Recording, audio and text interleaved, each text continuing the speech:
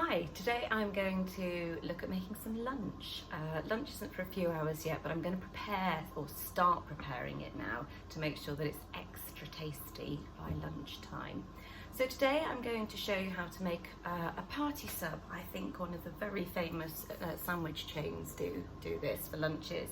So basically it's a whole French loaf that we're going to split in half, put loads of toppings onto it, and then share it up when it gets to the table. So my sub for lunch today is going to be Mediterranean. So we're going to be using some peppers, red onion, little tomatoes, although it doesn't matter what size tomatoes, we can cut those up, some courgette. I've got some hummus. The children have already dug into that, so I've got half a pot of that left. Some lazy garlic, some sort of vegetable oils. I've got some olive oil and some chili oil as well, but if you don't have flavoured oils, it really doesn't matter. We've got salt and pepper. I've got some fresh basil, which is growing in a pot. That will just go on at the very end. We don't need to cook with that. I've also got some smoked paprika, some dried basil, which is the one we're going to cook with, and some crushed chilies. It's totally up to you how hot and spicy you'd like this, because it's basically going to be roasted vegetables, but I quite like that sense of chili in there just to give it a bit of a punch of flavour. So we're going to start by chopping up the onion, courgette. Probably won't use all of that, probably about half of it. The whole of the red pepper I'll cut up, and then we'll pop those tomatoes in. They're all going to go in a baking tray and into a hot oven for about 40 minutes. But to start with, I'm going to cut them up and pop them in a bowl with all those flavours, and then I'm just going to pop them back in the fridge for about half an hour to an hour, or whenever I remember to get them out. It just means all those lovely herbs and spices can really cling on to those vegetables and give them a much greater depth of flavour when we get them out later. I've just peeled and chopped up that red onion into some chunks. They're into about 8 chunks there.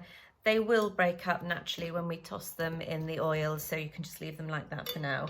I've just sliced the top off from the red pepper, and I've cut round the stalk part, taking all the nice pieces off. So they're going to start going into the bowl. I'm going to carefully now cut round inside the red pepper to take out the seeds and some of that membrane. So yep, there we go, pulling the whole of the seed part out. And then I'm going to carefully chop up this pepper and keep an eye on those membrane parts. They're just not the tastiest part really, so I tend to cut those out. There's no harm leaving them on. If you're not happy cutting up, that's absolutely fine. And just cut the pepper up into sort of chunk-sized pieces. You don't have to be delicate about it. They're all going to get tossed in all those oils and flavours shortly anyway, so you can be quite generous with your cutting.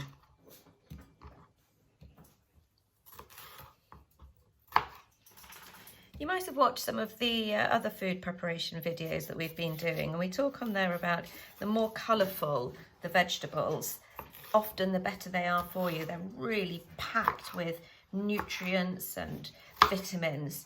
So if you can, always try to get a really vibrant coloured meal. I'm also going to pop those little tomatoes in there. If you've got bigger tomatoes, that's absolutely fine. Just chop them in half or into quarters. I'm not going to use too much of this courgette, and I'm also going to chop it down a bit so we don't get any really big chunks. There we go, and we're going to throw all of those into the bowl. Added to that, I'm going to put, if you've got cloves of garlic, that's absolutely fine. I would peel and crush down maybe 1 big clove, so that's 1 teaspoon. I'm really sorry, you can hear the puppies having a play in the background. I'm just going to put them outside, and then we'll get back to the cooking. Right, sorry about that. Right, so my puppies are now outside playing. We got to putting the garlic in. Now it's time to put some herbs and spices in. Paprika is one of those beautifully warming spices. You don't need too much of this. Again, once you've done this meal once, in future you'll know how much you like. There's probably about ½ teaspoon of the paprika there. I'm also going to put in a whole load of basil, probably about 1½ teaspoons of basil. I am going to put some fresh basil on at the very end, but this will just add to that Mediterranean flavour that we want running through all of these vegetables. Also doing about 1/4 teaspoon of crushed chilli flakes. If you don't have those, it doesn't matter. You could add some chilli powder, or you could add no chilli at all. It's absolutely up to you. I'm going to add the tiniest amount of chilli oil, because I don't want to overload it with the really strong chilli flavour. And then I'm also going to put in some olive oil. You probably only need about 1 tablespoon. You don't need much at all, because once this goes into the oven, all the juices will run out of the tomato, so it will really help cook itself. Also put in some salt and some pepper. And quite simply, we're just going to combine all those vegetables, the garlic, the herbs, the spices. And then, as I say, I'm going to pop that in the fridge just so those flavours really seep into those vegetables. And in about an hour, or half an hour, when I remember basically, I will get them out, pop them in a baking tray on a really quite a high heat, and those will get beautifully roasted. So it's been about 40 minutes since I put the herby spicy vegetables into the fridge, and I'm just going to spread them out onto a baking tray now. Make sure that the oven is up to temperature before you put them in. So it needs to be quite a high heat, about 200, 220. If you put it in when it's below that temperature, the vegetables will just start to go a little bit mushy, so they need to be absolutely roasted at a really nice high heat. So there we go, spread them out on the baking tray, and we'll go and put them in the oven.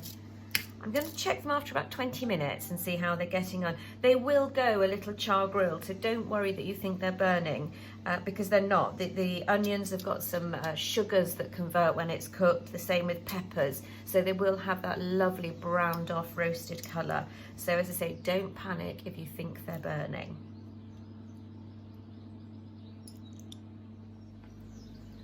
I've just taken these vegetables out of the oven. They've been cooking for about 1/4 hour. So you can see how they're starting to roast or char grill on the top and round the edges of the vegetables. I'm just going to turn them all over, because we don't want one side more burnt than the other. We want a nice even char grill roast across the whole lot. So I'm going to put those back in for about another 5 or 10 minutes, but I'll keep a close eye on them to see how well they're cooking. That's lovely. Oh, it smells amazing. My roasted vegetables are now ready. They took about 20-25 minutes, and that's with sort of tossing them over in the middle so that they cooked evenly right through. You can probably see them steaming at the moment. I'm not going to serve up yet. I'm just going to let them cool down slightly. I just don't want people to burn their mouths as soon as they start eating this open sandwich. So as I say, I'm just going to let them cool down a little bit, probably only for about 10 minutes, and then I'll show you how to put the whole of the party sub together. So those roasted vegetables have cooled down nicely now, so nobody's going to burn themselves when we bite in. So we're going to turn our attention to the French loaf. I tend to use one that's covered in seeds. This has got sunflower seeds, poppy seeds, sesame seeds, because you do get a much lovelier flavour from it. So you're going to cut just the top of the French bread off. So you're not going to cut halfway down, because this is going to be an open sharing sandwich. So you just want to slice the top off. Be very, very careful when you do this.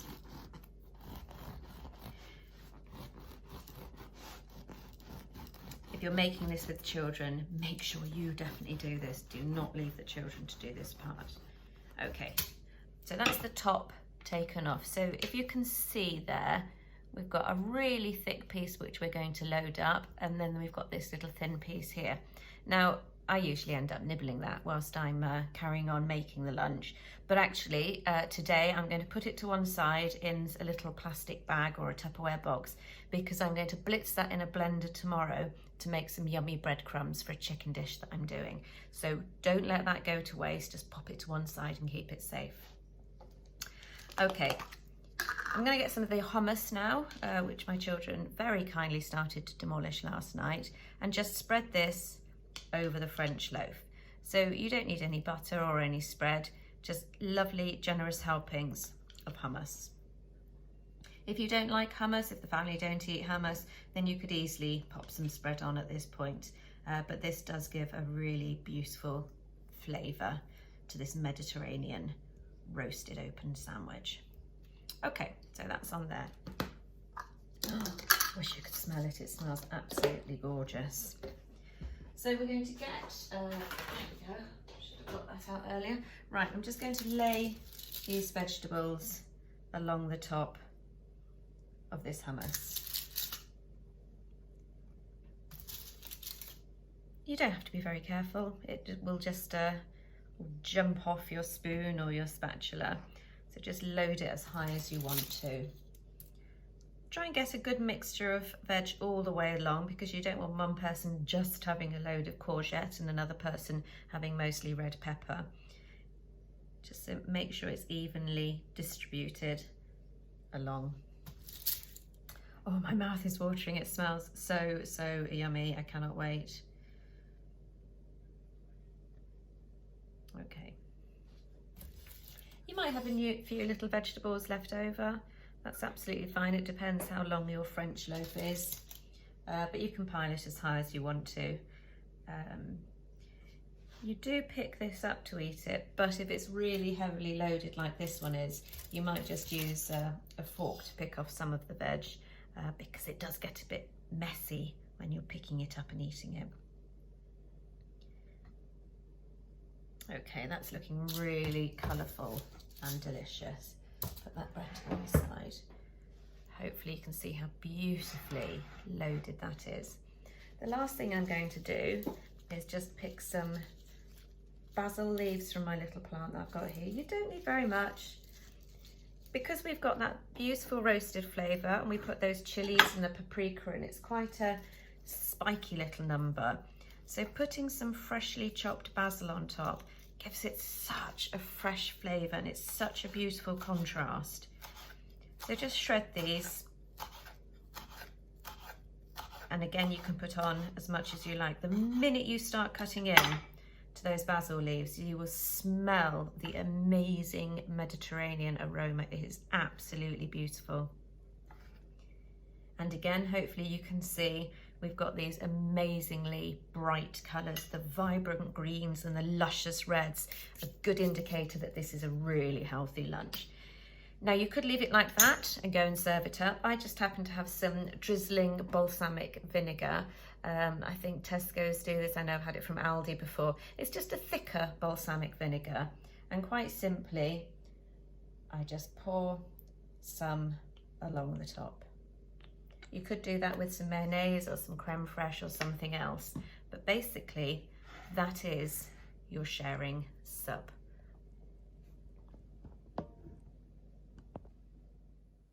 There we go, that is the finished sub. So you can see it's really piled beautifully high with those fresh vegetables.